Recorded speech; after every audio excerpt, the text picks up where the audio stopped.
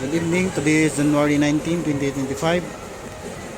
Ako po si Hiram Baritua, ang operator ng SM Seaside City.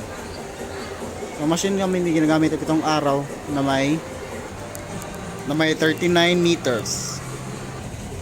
Ito ang printhead area. Ito naman ang capping. So dito naman tayo pag head clean.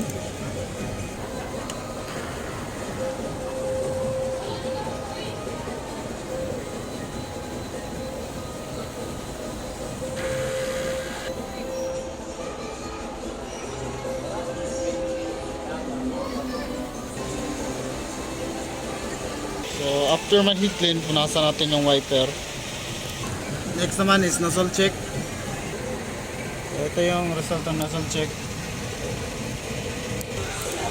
Ang mga tank level na nasa tamang level lang. Ito ang aking waste tank, walang laman. Ito naman ang EVR.